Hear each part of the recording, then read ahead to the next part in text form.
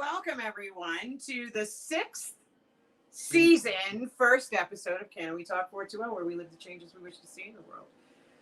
I'm glad to be back. That's right. Join us here each week where we try to entertain you, educate you, and teach you how to learn to live a Canna lifestyle. Holy shit, he did that without fumbling. Without fumbling. Well, that's because I got rid of the beard and the hair. I got more things to now, to keep me occupied.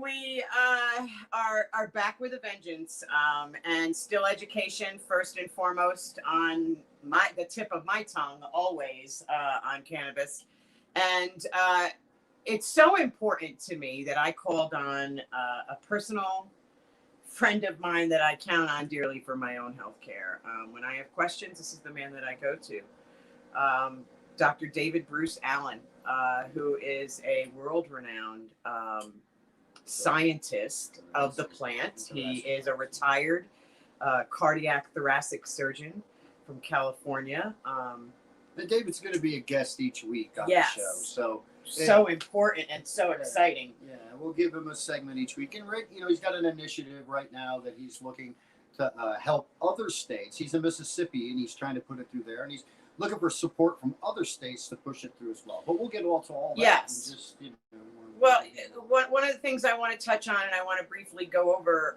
before we bring David on is, one of the first few words that you're going to see in his initiative is that cannabis is a nutraceutical and a metabolic essential.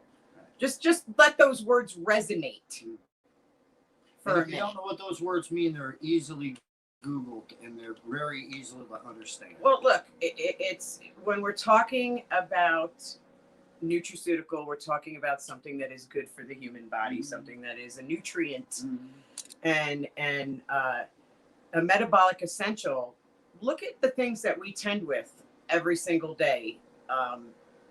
Monsanto and everything that they bring to the table with the antibiotics and the hormones and the steroids and the neurotoxins in our water. Just the absence of cannabis and everything that it used to be in to begin with. The geoengineering that's going on in the sky and how our bodies are constantly trying to find balance between all of these things that are being implemented into us, not by choice, and the choices that we make for ourselves. And we're dying at a rate that is unnecessary.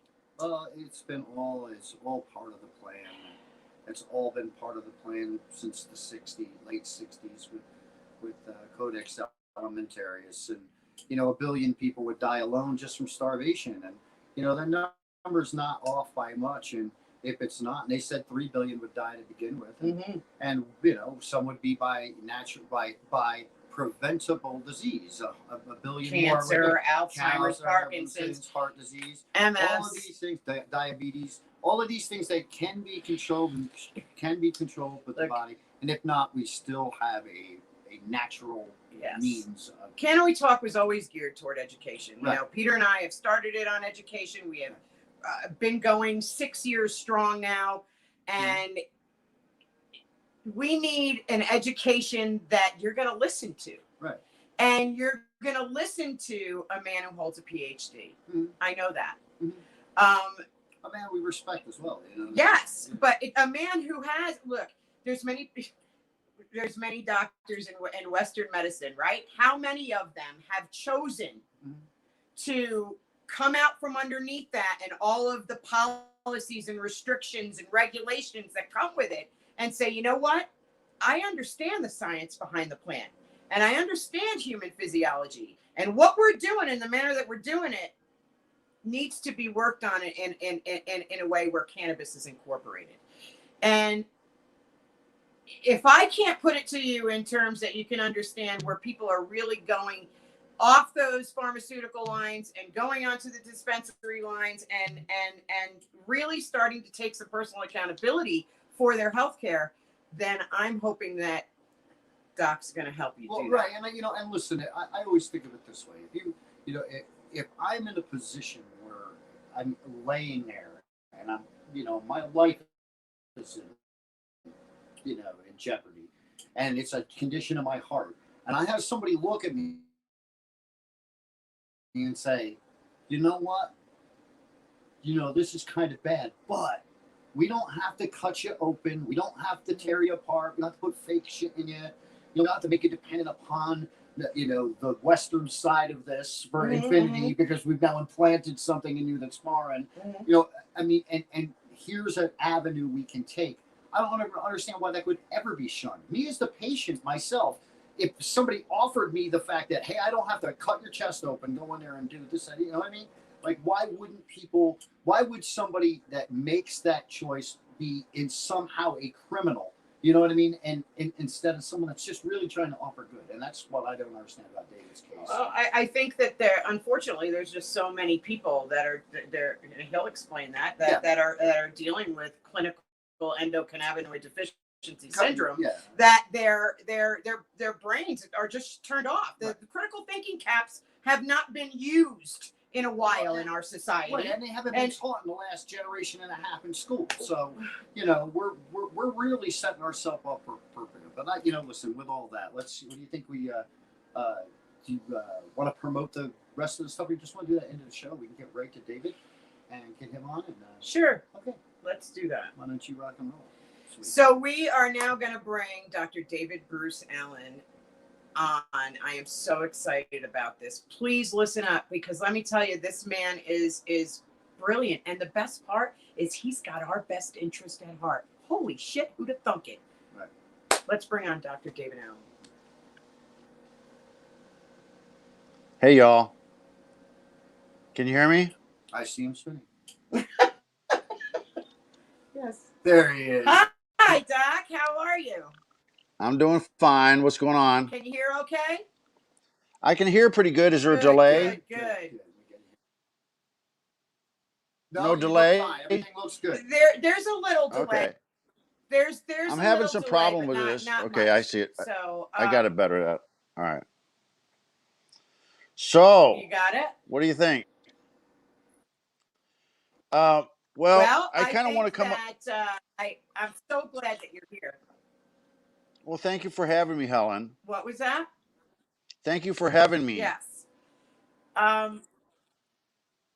Is the audio pretty clear? Yep, the audio is very clear.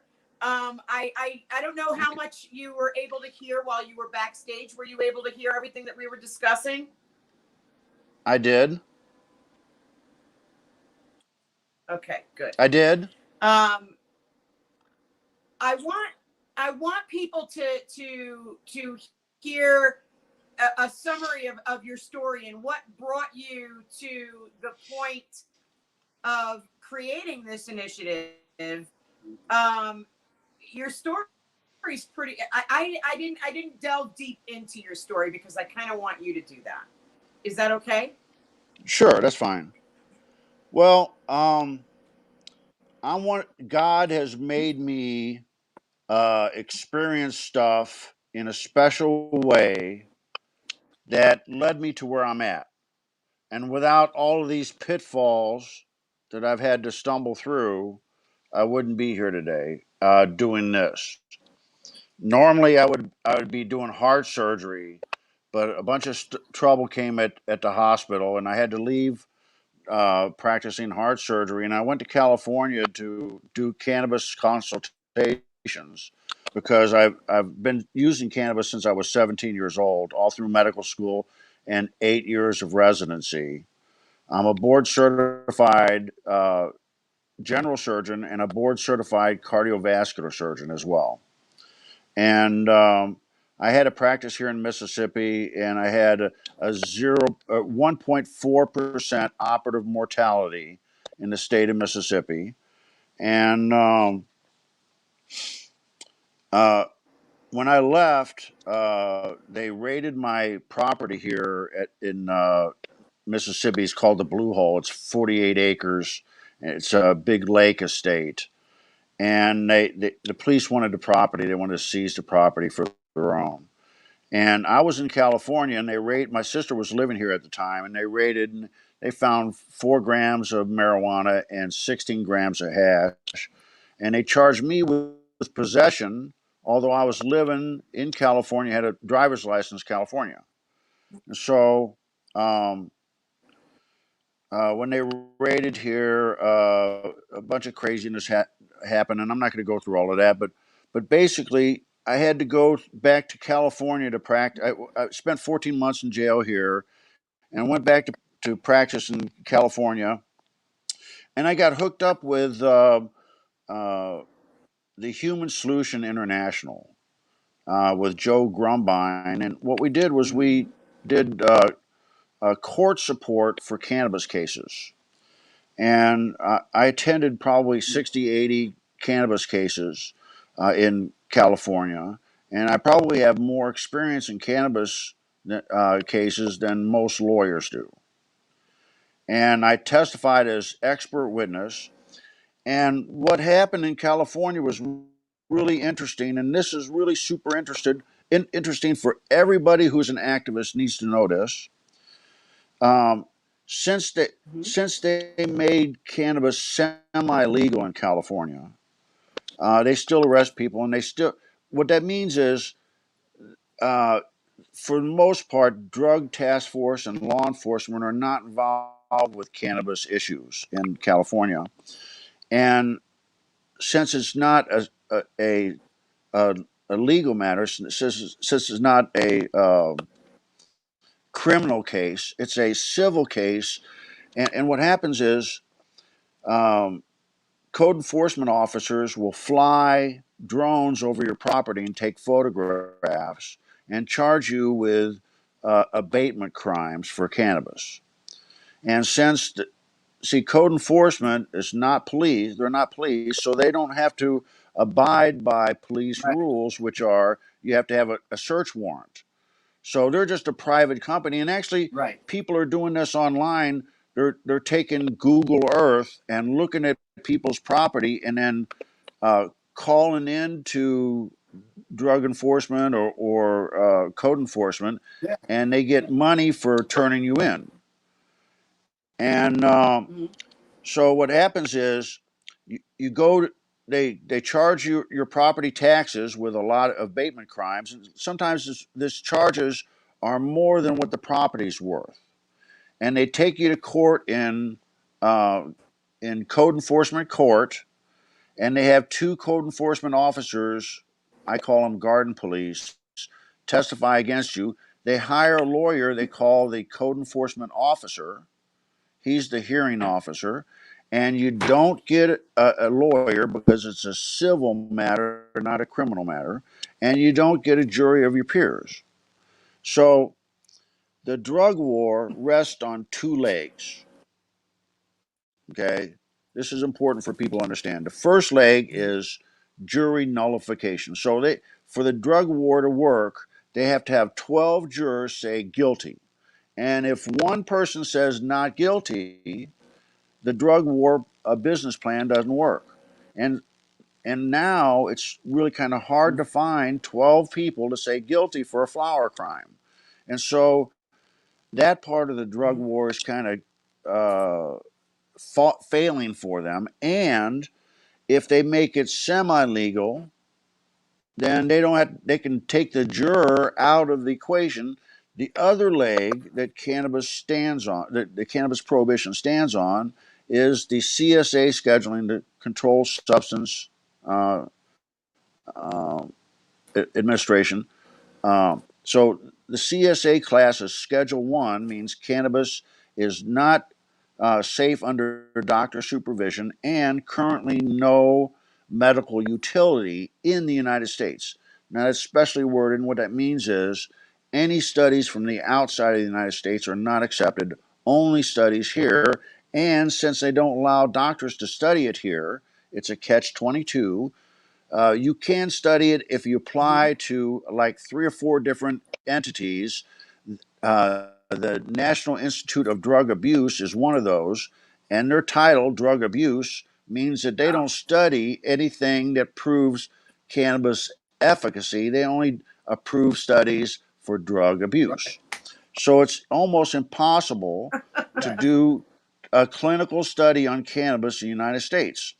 So my initiative um, wants to knock that leg out of the prohibition of cannabis. Of the drug. So Mhm. if we were to allow doctors to study cannabis without any restriction by the medical board or the law, then they could prove or Right. disprove cannabis efficacy in children and adults, in animals.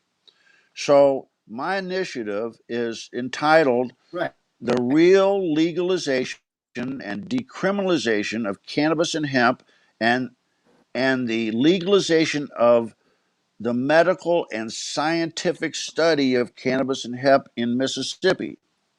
Now, my goal is to Mhm. write an initiative that's not written by lawyers or politicians, because lawyers and politicians have cognitive impairments, because they're Right. taught with a system, they're taught in a system that says you got to think inside this box. You can't think anywhere outside of this box. So if you have a lawyer involved in cannabis legalization, they're going to screw it up because they don't understand. For the most part, they don't smoke it. Their family does, but they don't smoke it because they got to go to court. So these people that are making the laws don't understand what they're making rules on. And cannabis is, like you said, That's a right. nutraceutical and metabolic essential and should be in the diet of all animals and humans. All animals and humans, because we have an endocannabinoid signaling That's right. system that controls everything from cell division to cell differentiation. So it controls cell division, so it controls cancers. You can control the rate of cell division, and it controls cell differentiation. It can control how stem cells divide and multiply. So, this is a new Wow. science that was invented, that was found out, discovered about 30 years ago. We didn't understand the significance of the discovery, and every day we're hearing more and more and more information how this is a miracle drug. There's a bunch of studies right now on cannabis efficacy in treating COVID virus. Now, Well, let me ask you it, this. Let me ask you this, Doc. In your opinion, now, the whole the whole point of practicing medicine is to evolve, right? And right. learn more. Now, we've done all that. Now, 30 years ago, we come to this realization of the endocannabinoid system. Why is it so difficult for them to allow you to continue to go further? I don't understand why it's such a stumbling block. What do you Well, think? What are your thoughts on that? it's the CSA was specifically designed to make sure that cannabis was never legalized. So if they can make it illegal to study and there's no proof that it works in the United States, then they can keep it illegal for the rest of their lives. And uh, so there's a lot of money in this because they're making money incarcerating people, and they don't want that to stop. And um, it's craziness on a national level, on a worldwide level, really. So I wrote an Well, Yes. article. listen. Well, I look I look at it as like a spider web, and it's like every bit of it that prohibition itself stems out and touches and reaches all of these different aspects. Right. Judicially, it's screwed up. It brings in so much money in that fashion. On the pharmaceutical end, they're raking in the profits. If you could, if you sit back and you offer, like the holy grail to someone, and and for better lack of better terms, I mean, we know that the cannabinoids within the plant are majorly effective in all areas that we have been able as grassroots people to test them in.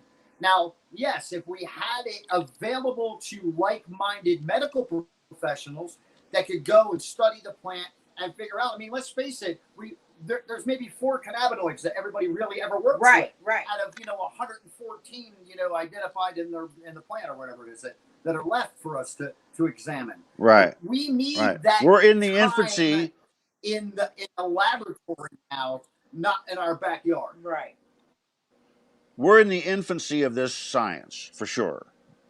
This is the Model T era Yes. of this science, and it's expanding. Yes. And people are going to these people that are making money on putting people in jail are going to be so upset when the truth comes out. And the truth is, this is a war. In any war, there's got to be war crimes. Okay, and Right. if they're deliberately Right. incarcerating people when they know cannabis has medical efficacy, then those people are war criminals.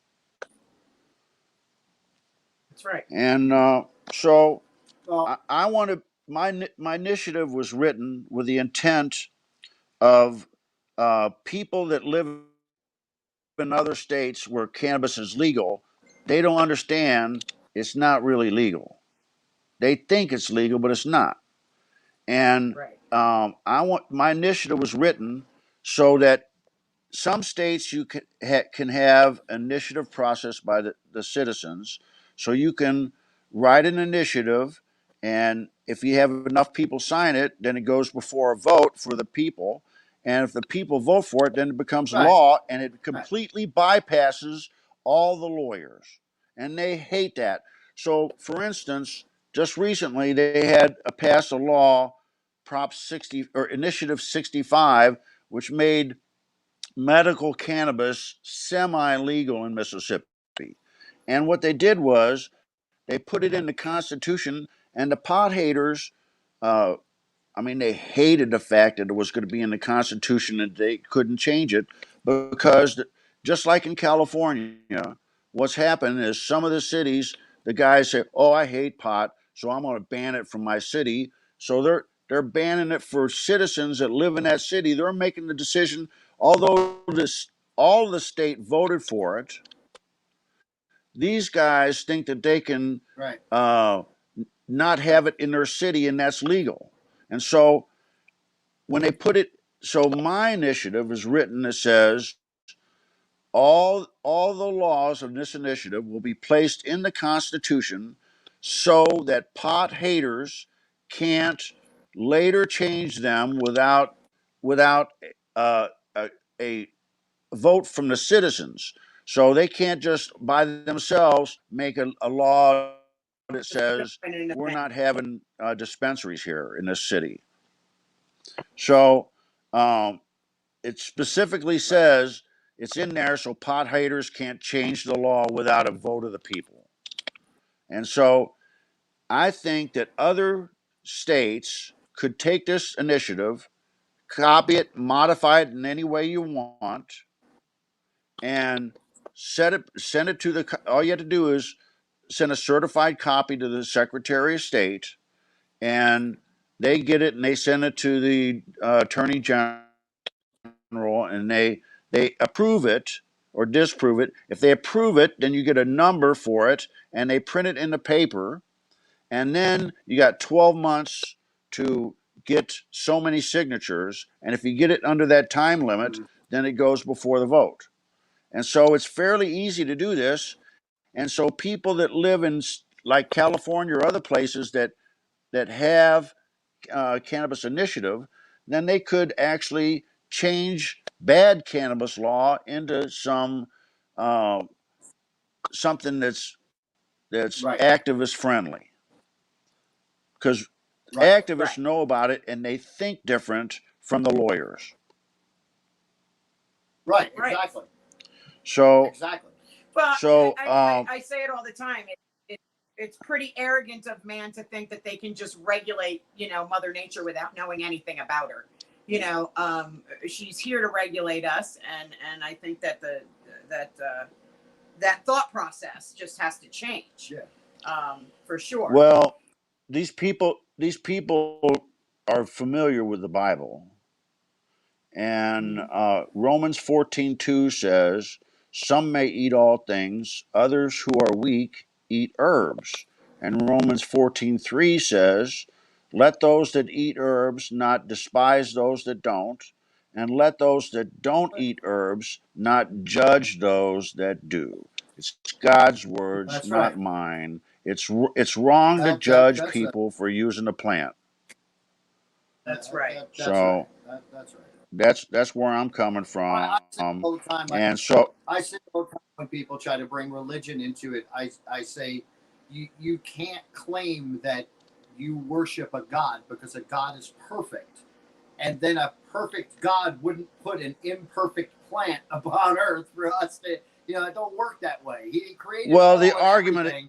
He didn't make a mistake and be like, "Oops, there's a mistake. Hope you didn't catch it." It's there for a reason. Again, because we all have an endocannabinoid system, and that's why the plant is here. For sure. well, I agree with you. The retort to that is, well, God made poisonous plants too. But Oh yeah. this is a plant that heals. It doesn't hurt you, and Right. it it regulates your homeostasis. And if you try to block the regulation of homeostasis, it causes you to die. So blocking the Mhm. ECS causes death. And the endocannabinoid signaling system makes sure that you don't go too high or too low on any physiologic parameter that you could measure. So Right. it regulates uh, metabolism and everything associated with it. If you block the ECS with receptor blockers, conception doesn't happen. So that means the sperm does not enter the ovum just by placing CB1 blockers in the serum. And so you have to have an intact endocannabinoid That's signaling right. system.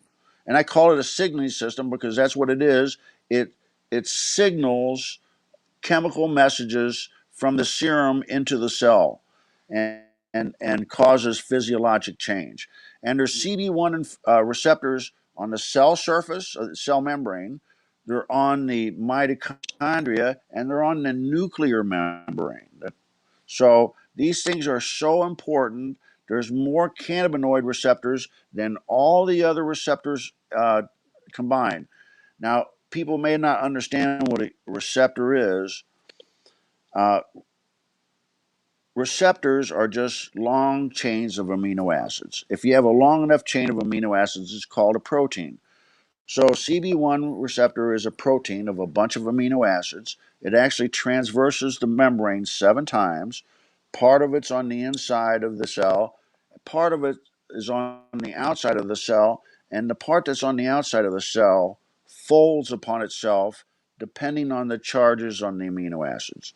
And this fold causes it Right. to form this little weird shape, and it has particular charges on it, pluses and minuses. And other proteins and stuff float around in the in your blood system. So, like for instance, insulin has the exact opposite shape and opposite charge of the insulin receptor, and so insulin fits onto insulin receptors just like a lock and key. Okay, and so only insulin Mhm. binds on the insulin receptors. This insulin receptor is tuned chemically to receive messages from the chemical insulin, and it causes glucose to go in the cell. Likewise, cannabinoids, the body makes their own, their endo or endogenous cannabinoids, and phytocannabinoids, the plant cannabinoids, and they're exogenous, and you eat them or smoke them, and it causes changes in your all your cells, and it helps you regulate homeostasis.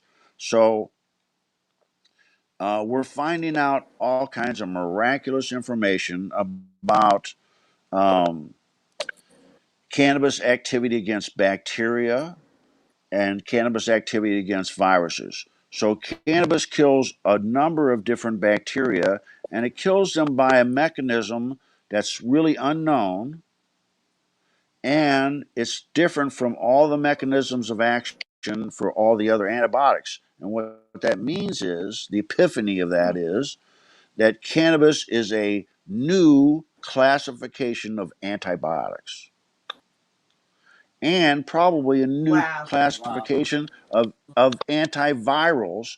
I wrote an article about 6 years ago called CBD in the treatment of Ebola. And it's based on the scientific fact that CBD inhibits cytokine storm and septic shock.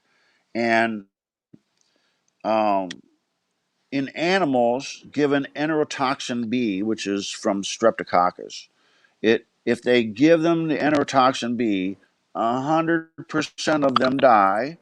And if they give them CBD, 100% of them live. So it stops septic shock. Wow. And so my article was mentioned on the air by Governor Gary Johnson. And the pot haters hated it, and the pot lovers loved it. My article was reprinted in about 7 languages, and they can't disprove it because unless they do a clinical trial. And so it's based on science. It's based on the fact that cannabis stops septic shock. And so currently there's about 6 or 8 different places investigating CBD and and cytokine storm and CBD and COVID. So I encourage all the readers Google search CBD and cytokine storm and CBD and COVID virus, and you'll be shocked at all the scientific studies around the world, several of them in the United States. I don't know how they get approval for it, but apparently some places are studying this, some universities are. But so one problem that I have with the Mississippi Cannabis Initiative that just passed was they have like 20 different medical utilities for cannabis.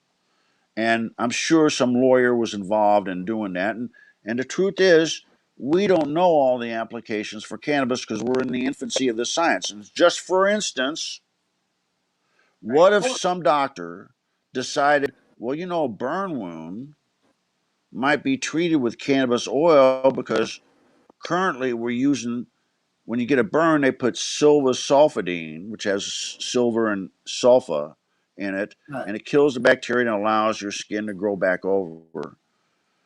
But it wipes off like Noxzema. It's nasty, it's messy.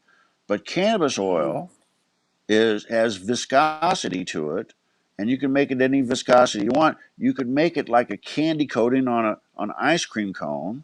You could put it on the skin, it would stick to the skin, inhibit bacteria, and doctors could photograph this. It'd be very safe. They could photograph this and prove or disprove cannabis efficacy for treating burns. And so some lawyer didn't think about this because they don't have any medical experience, and they shouldn't be allowed to make medical decisions. When they say there's 20 indications, that means those guys made it on their own to make those medical decisions. It's wrong. It should be illegal. And so my initiative is about, first off, making doctors able to study it without inhibition or problems with their license.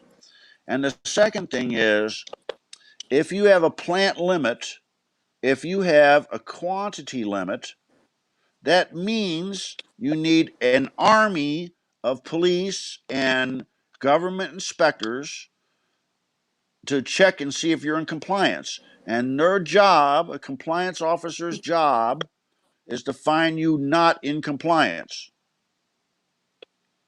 And guaranteed they'll have quotas. How many non-compliant people did you find this month? You're not working hard enough. So if you put a plant limit, you're inviting police to your property.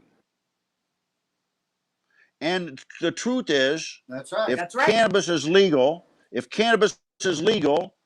going to be just like guns, ammunition, and alcohol. You don't have compliance inspectors to find out how many guns or ammo or alcohol you have, and you shouldn't have it for cannabis either. And unless they can prove that cannabis is harmful to humans, and they've had what 50 years or more to prove that there's bad problems with it, and they can't. Uh, they keep mentioning that, oh well, if you smoke it when you're young, you'll end up schizophrenic. That it causes schizophrenia. There's a link to schizophrenia. Okay, the truth is schizophrenia occurs 1% of the population in all countries, all over the world. 1%, and it's been stable since the late 30s. So it's not changed at all, but cannabis use has dramatically increased. And so if there was an association, Yes. then we should see an increase in the amount of psychotic episodes associated with cannabis. Now, For sure.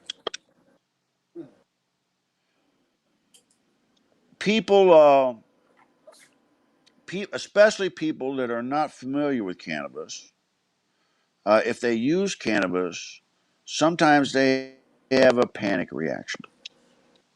And it can get so much that people would say they're psychotic, but they're not. They revert to normal in just a little bit. And I found it really interesting Right. um, situation that happened to me that I discovered. So my brother, who lives in a police state and hates marijuana, came to my house in Sacramento, and my girlfriend had made some cannabis cookies and laid them out. They were snickerdoodles, and my brother picked up a couple and ate them, and he started getting real high, and he's laying on the couch. Oh, I'm gonna die! I'm gonna die! I'm gonna die! And we just laughed at him. Oh, you're gonna be fine, and give him some Twinkies and stuff. And so I started thinking, wait a minute, if I ate those same cookies, it would have almost no effect on me at all. So what's the difference? He doesn't Right. use cannabis and had a massive reaction, and I use cannabis daily, and when if I ate the same amount, I would have almost no reaction. I have minimal reaction at all. And so what's the difference? And so I think that everybody has an endocannabinoid signaling system, okay?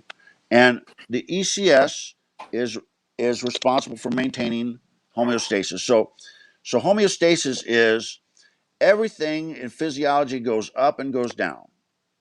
You could anything you measure, Yep. respirations, heart rate, pH, glucose level, ACTH level, anything you measure goes up and down. If it goes too high, you die. If it goes too low, you die. So if you don't have enough water, you die. If you have too much water, you die. And so the life is in the midground, but some people travel up here, some people travel down here, some people travel the full length. Okay. So me being cannabinoid endowed, I travel high up here. My brother, who's cannabinoid deficient, travels real low down here. And when he got a dose of cannabis, it caused a wild reaction. So the question is, when somebody has a wild reaction from a minimal dose of cannabis, does that mean they need more cannabis or less cannabis? And I That think the means answer they are. is they're deficient. They need more That's right. cannabis, not less. Yes. So that's a Yes. discovery that I kind of made. I think that an oral test of cannabis can actually be a test to see how well your ECS is functioning. And if you have a wild Mm-hmm. reaction, that means you need more. How Yep. about that? Isn't that crazy? Right, and I think those that are that deficient and haven't ever used, and then you introduce oil to them, the first place they do feel it is in their guts. They feel it in their organs because their organs are so deprived, then they start reacting to the THC and CBD being Right. moved through, that's where people initially have problems. And well, people always go, oh, well, it gives me stomach cramps. Well, no, it's helping you. Give it a day or two, and you will understand that this is corrective. This is corrective. Right. It's not. Yeah. When someone damaged. comes to me and tells me that they've had a reaction like that to cannabis, my first words are, then that tells me something. That tells me that you're cannabinoid deficient, and the cannabis is literally trying to lay you out so it can start the healing process. Right. So I recommend that politicians, lawyers, and judges have brain biopsies to determine if they have enough ECS receptors, and if they don't, they should be force-fed cannabis. There you go. There you go. If we're gonna start, hey, listen. If we're gonna start signing executive orders, that's one I want to see. Somebody start putting a pen to paper on. Brain biopsies for all politicians. Yes. Well, I don't know. That could be expensive if they had to find the brain to begin with, and most of them. Well, yeah, there's all kinds of trouble fraught in that thing. Yeah. Well, I'll talk about politicians all day. Hell, it'll take it for sure. So well, I love sitting back and listening to you talk, because you explain so beautifully that anybody can understand. Oh, thank you. You don't speak in big medical terms. You're putting them in layman's terms, and I so appreciate that. I've learned so much from you in the past 6 years that you have no idea. I have followed you. God bless. I watched every video. I read everything you post, because in my mind, when I called you 4 years ago and told you I had a heart attack, and I said, I don't want to be on these medications. And when you advised me on cannabis oil and what I should be ingesting, it literally saved my life. It brought me, it changed the trajectory of my life. I was predisposed to heart disease from genetics that I was able to change through the education that you provided me. And I thank you so much. What I can say about and what I believe in activism is that those that really come to activism from a place like that, like especially with the plant, like you needed the plant. Yes. Like we might have been activists and saying everybody should be able to, but when you finally need it yourself and you understand the benefits, like when you need it in like a life or death kind of situation, and you find I would have never. The only other way that people come, I think, to it is through being incarcerated for it. Yeah. There are really two ways that Exactly. The only reason I became an activist was because they attacked me, because I knew nothing about law at all. I hadn't had a ticket or anything, and so I knew nothing about the legal profession or all the legal words.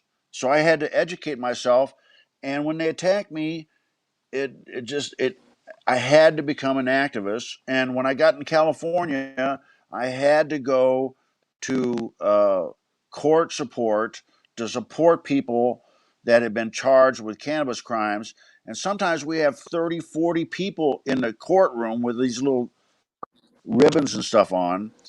And the court is used to doing its work in the dark. So the court usually just has the victim and his lawyer and their family and nobody else in the court. And so the prosecution presents the case and they feel real confident and all. When they got 40 people in there and they have the jury in there and the people are taking notes and stuff, it changes the game and it puts them off of their game. And I've testified personally as expert witness in a bunch of different cases, in criminal cases, family law, and of course, code enforcement cases. And so I know some of the tricks that they do, and I was really proud to help people charged with cannabis crimes because when I was put in prison, I actually had to fire a lawyer while I was in prison and hire another guy. And I was a catch because I was a heart surgeon, and so the the the, the people in the prison hated me, and I was getting fan mail from a bunch of different people. Um, Stephanie Landa started Yeah. Mm-hmm. Landa Very familiar. out. Let's see, LPOP, Prisoner Outreach Program, Landa Prisoner Outreach Program, Yep. and she started writing me, and then the people from Harborside uh, in Oakland would donate a gram of marijuana for anybody that would write a prisoner a letter. And so I got like Oh, cool. 180 letters from people Yeah. from Harborside, and Hey, that's and awesome though. the guards hated it. They hated my Me too. fans Oh because they wow. knew they were doing wrong. They knew that Yeah. was pointing out that they were doing wrong. And so Look, I I'm guess hoping that I'm hoping that with the continued with you being on the show with a weekly segment, we can really start opening up more and more minds with your education. I mean, I think that's truly what it's about. When people realize and that light bulb goes off, like, oh my God, this makes sense, and people start making a difference. Well, the thing is you just don't know when people are going to catch it. You know what I mean? Like some I people know. might catch it at that first elementary words of, "Hey, you have an ECS." Like I did. You know what I mean? Right. Like Like, and the plant For can sure. or metaphysically mimic this. Right. So, you know, I mean, and you can get some people there, and Right. other people you might get Yeah. with understanding the Yes. ability of Yes. homeostasis. You know, they might Yeah. understand that, oh, okay, well, that just means I'm out of balance, and this can get me in. Yes. You never know where you're going to get them, but I know David will get them eventually. Yeah, I do. I'm going to ask Jim to come on the screen for a minute. Jim, do you have another guest back there, Jeff Eichen, that would like to say something? He's an activist for We prisoners. all love Jeff. Come on, he's not a stranger to any of us. No.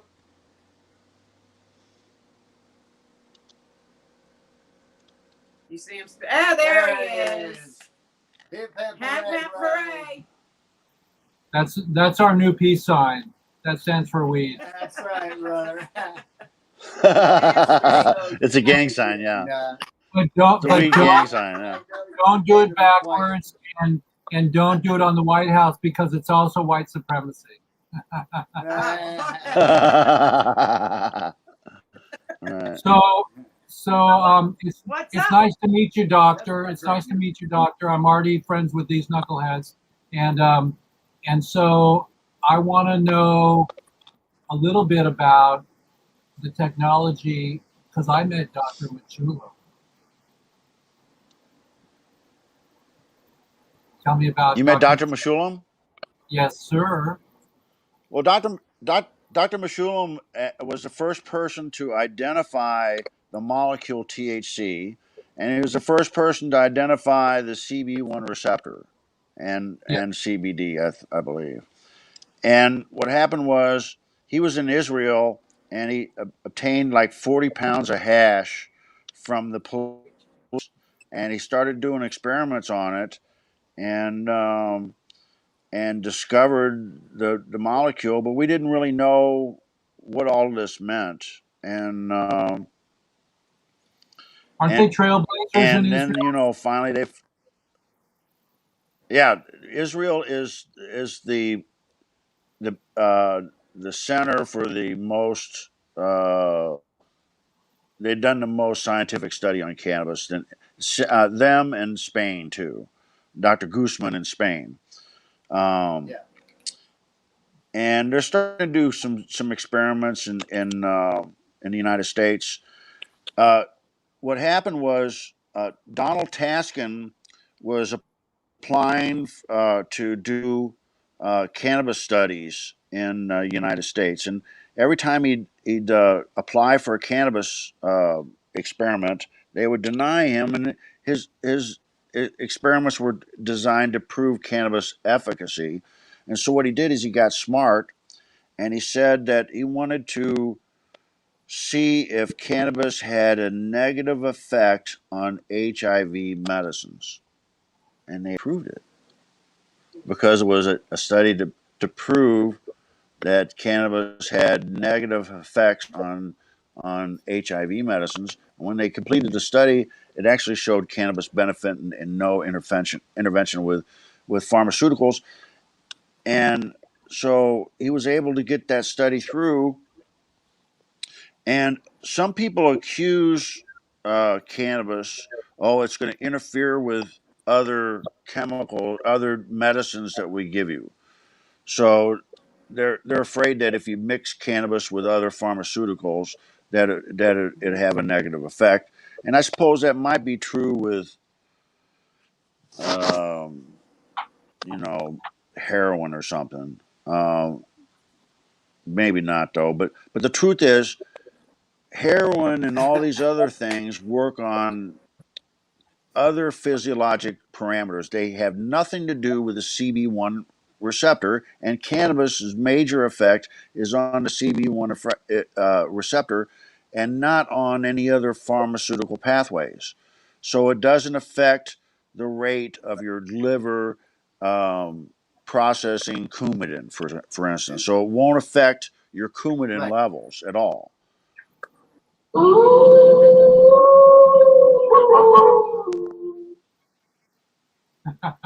hell So was that?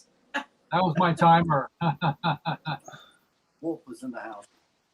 Yeah. Well, I appreciate So- all your knowledge. I think that that it's really what I do is I work on prison reform, and thanks to Donald, he knows the power of pardon. We got 6 of our 8 prisoners home recently, and I'm really proud of you for sharing the goodness of the medicine, the medicinal side of things, because it's very important for us to change the way that we study this cannabis fiasco that happened in 1937, and that's global. Because, like you said, if our cannabinoid receptors in our body deserve and need and can be fortified with more cannabinoids, we need to share.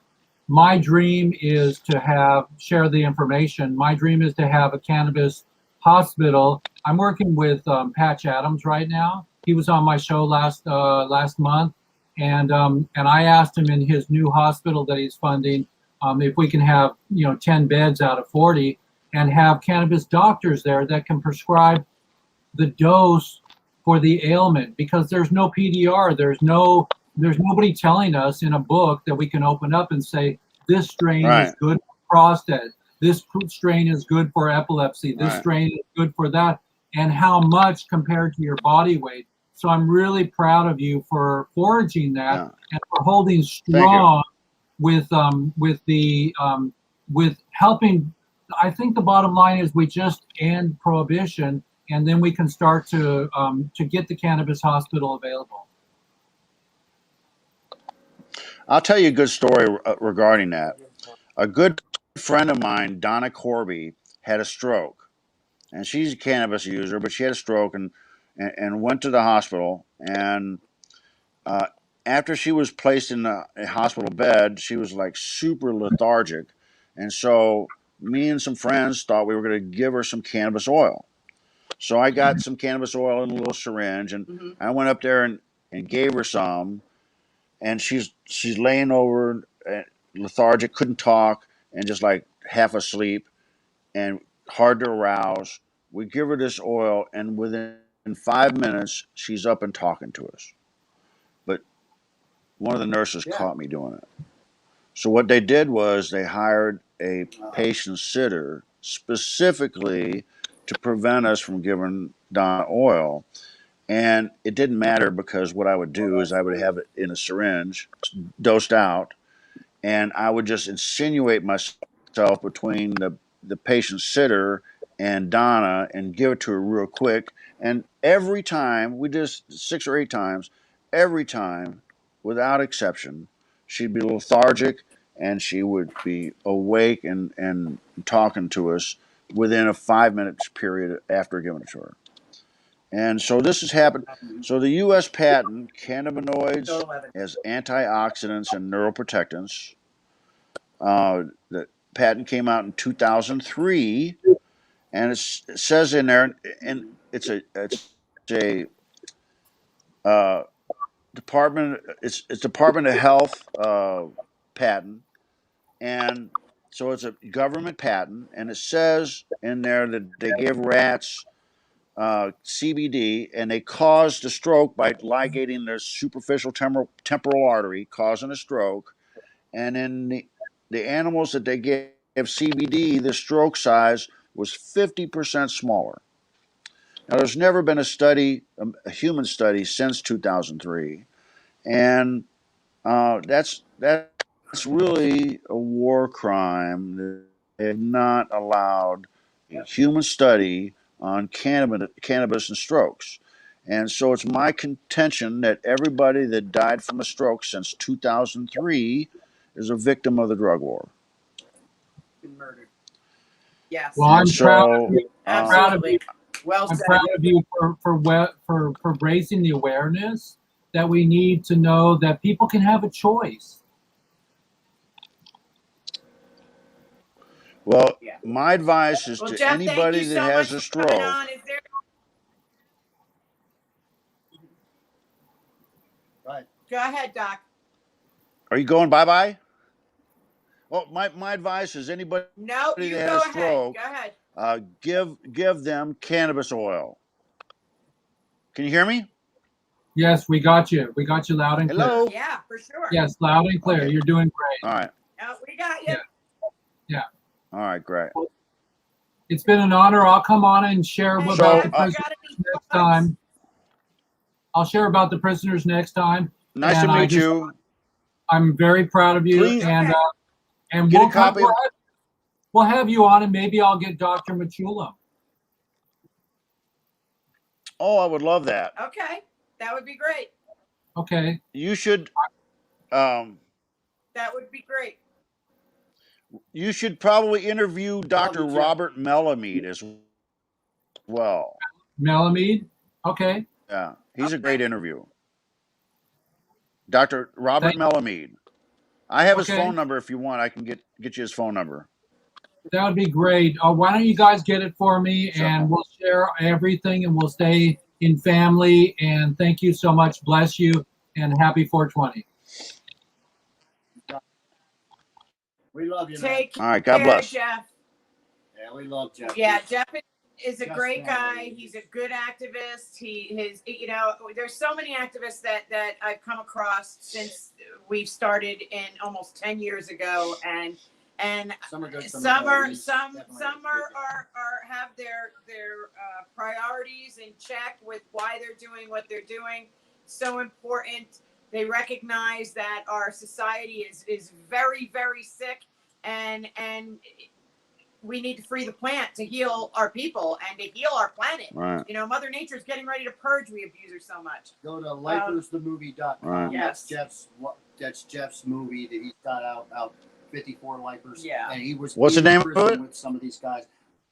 A lot of them are actually walking free today, thank God. Say the name again. Lifers the movie. Lifers Okay. the movie. Yeah, Lifers the movie. .com. Okay, great. I'll look it up. Yeah. Well, Please. I want to And, get a lot I of am people. So Thankful. I want to get a lot of activists go involved ahead. in Go this. ahead, Doc. Okay, I want to get a lot of activists involved in this initiative to see if we can make it spread to other states, and because if any other state makes scientific studies that prove cannabis's efficacy, it knocks out the CSA. So even if it happens in another state, I don't care. I hope it happens in Mississippi first. But if other people beat me to the punch, then I'll be happy. We just want it to happen. That's right. You part to fall of the domino. Yeah, and we're gonna do our part. We're going to get in touch with the Libertarian Party and get as many people All the activists I involved. know on that side. Yes, and everybody who's listening, take a look at the initiative. Read it. It's not that long. That's right. It's only going to take you a few minutes, 5 minutes out of your time. Just read it and take a page from it. Write an initiative in your own state. Our doctors need to understand the ECS. Our doctors, we need to bring these studies home. Right. And those that do understand, Well, we want them working on the plan. We want them working Yes. with the plan. We Yes. don't want to trust this to pharma. We want to keep this the way we always have kept this, as grassroots as we can, with doctors that understand The importance. of this plant, Yes. not the dollar sign that's always at the other end of the rainbow. Right. I mean, because listen, the funny Right. thing about it, where everybody always sees it, because the dollar sign's always going to be a carrot that we're always going to chase anyway. You know, I mean, whether you're a pharmaceutical company or you're the layman, everybody's chasing that carrot. Mhm. The carrot's always going to be there. It just depends on how Right. quickly you can get to that green carrot. We you know. need to utilize the plan Exactly. correctly. Exactly. But I look forward Now- to the weeks to come and the segments with you and all that there is to learn and getting the word out there and getting more people to listen. So, again, I thank you so much for everything that you've done for me We'll see you personally next Tuesday. and Well, thank you, and Hal. doing this segment with me. All right, on I the show every appreciate it. week. I thank you so much. I God can't bless. believe this. All right. Well, I'll see you next week then, I guess. God bless you, Doctor. Yes, next week, Excellent. same time, same place. You got it. Thank you, David. Wow, that was a Everybody, great yeah, it was interview. a great day, great show. It was a great people show. on. Yeah, I- always glad to have David on. Glad Jeff stopped by. So anyone who isn't familiar with Dr. David Bruce Allen, please familiarize yourself. His like I said, his teachings have saved my life and changed the trajectory of my life. I was heading down a road of no quality and definitely not longevity. I would have died young, kind of like my brother did. But thanks to him, I didn't. So look him up. Watch his videos. Read his periodicals. He's brilliant.